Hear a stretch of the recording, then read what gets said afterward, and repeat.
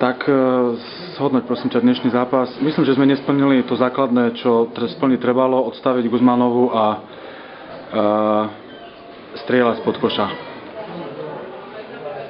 My sme vedeli, odkiaľ nám bude najviac, tak poviem, fúkať, ale bohužiaľ všetky pokyny, ktoré sú sa naordinovali a všetko, čo sme chceli urobiť, aby sme tú hráčku ubranili najviac, alebo v spolupráci s iným hráčkom nám nevyšli.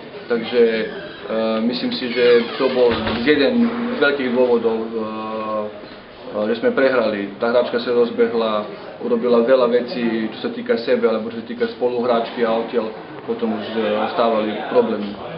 Jedna vec, ktorá bola ďalej a veľmi vidno, to je naša obrana. Myslím si, že je katastrofický prístup znova.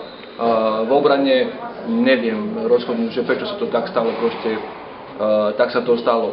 Hráčke tiež, keď sa pokúsim sa dozvedieť, takže je to presne ten pohyb, ktorý som ja urobil. Ani útok nám nevyšiel, myslím si, že sme robili také chyby, že proste to vôbec nemalo žiadny prejav. Hráčke akoby sa v nejakom momentu zablokovali namiesto toho, aby pokračovali v tom, čo by sme mali pokračovať v signálu, aby v kľudni loptu posúvali, proste my zastavíme niečo a už potom je koniec. Takže veľa vecí sa dalo dokopy, myslím si, že sme urobili jeden z najhorších zápasov s tým supermi, ktorými sa môžeme porovnávať a bohužiaľ takto vychádza, že teraz pôjdeme sa 3. miesta do play-off. Ako hodnotíš prístup jednotlivých hráčok? Niekto ťa výrazne sklamal?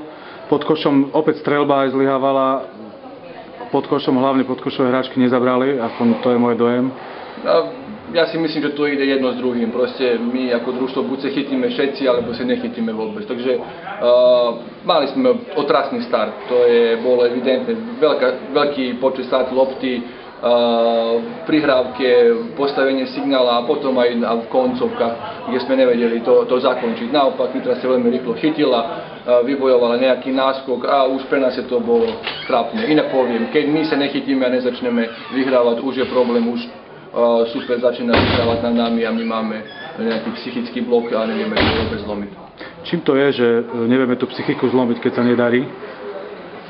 Ja si myslím, že jedna vec je, že neveríme, že niečo môžeme urobiť.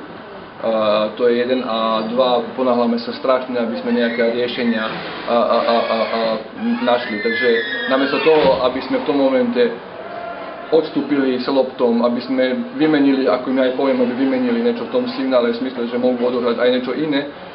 My sa ponáhľame a strašne sa snažíme, aby sme niečo z toho produkovali, naopak ono, čo produkujeme, sú chyby, jednoznačné. Takže ja neviem presne teraz počet strát lopty, ale myslím si, že je on na 20.